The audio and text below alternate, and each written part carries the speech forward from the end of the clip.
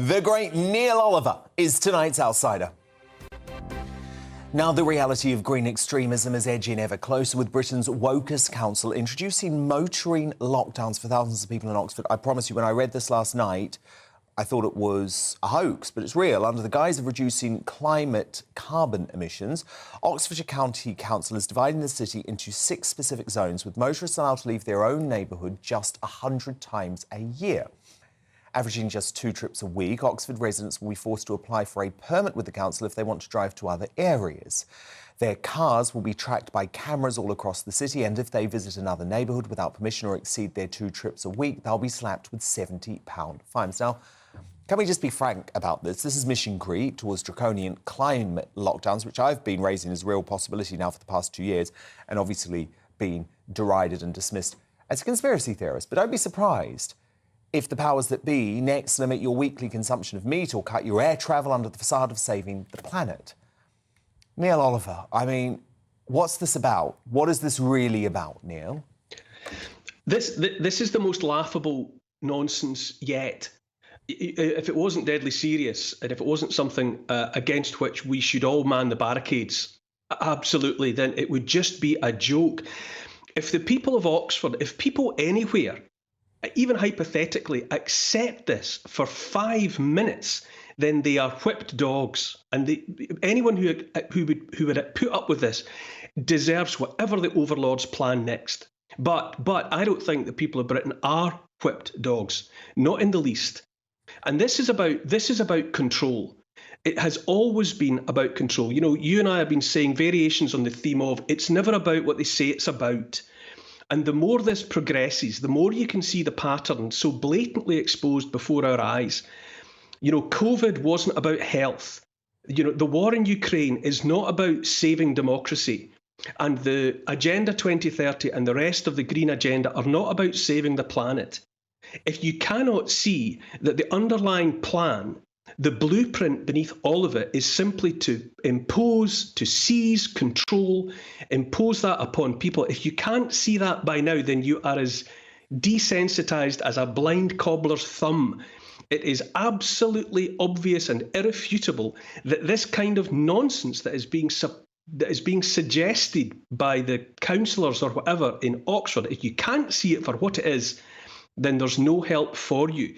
If this was proposed where I live, I swear to you, Dan, I would put rhubars on the front of my car and drive through the barriers and ram the cameras. This is beyond the pale. Just because a council, just because some trumped-up, self-appointed gauleiters make something legal does not make it lawful. There is a profound and fundamental difference between legal and lawful. This is not lawful. To curtail deliberately the freedoms of law-abiding people is not lawful. If you cast your mind back, you've seen the tapes of the David Frost interviews with Richard Nixon after he had resigned as President of the United States, and Frost asked him if what he had done in sanctioning the burglary of the Watergate building was against the law. Nixon said, if the president does it, then it's legal. And the same thought carries through here. Just because these people say that what they propose to do is legal and that therefore the population must abide by it, no. There comes a time for free people when they have to identify, recognise and understand that what is being proposed is immoral and unlawful, and it then becomes actually the obligation of free law-abiding people to ignore, defy and throw out such attempts to impinge upon the freedom of law-abiding people. Well, indeed, and this is why we keep hearing all of the doomsday drumbeat about the climate emergency, isn't it, Neil? Because they want to be able to justify emergency measures, just like they did unnecessarily during the COVID pandemic.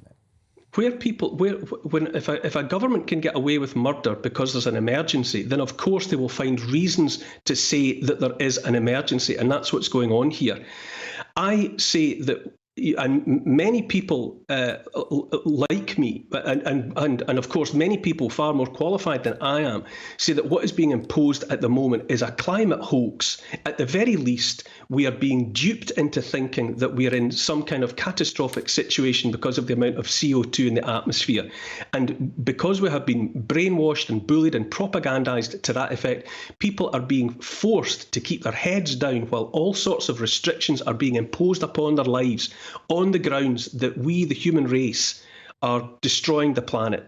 It is an inexcusable fraud that is being imposed upon people, and it is legitimising Agenda 2030 and the rest of it. And again, the same as COVID and the rest, it's not about what they say it's about. This is a power grab. This is about people exploiting whatever situation is at hand to take control of people's lives. Something like communism runs in the blood of the people that are behind this. They have in their heads the notion of a blueprint for what they think proles like you and me should be, how they think we should behave, how we should live, what we should do every moment of the day. And they want to sit back and watch us comply with the diktats that they're setting down. And they've got some fantasy about communism. Are all over this. About watching us standing on the pavements, watching the Politburo drive by in their cars. That's what they want. That's what they're about. And if any of us have any sense, we will absolutely say no. Totally. The echoes of communism all over this. Neil Oliver, perfectly put. And Neil's back 6 p.m.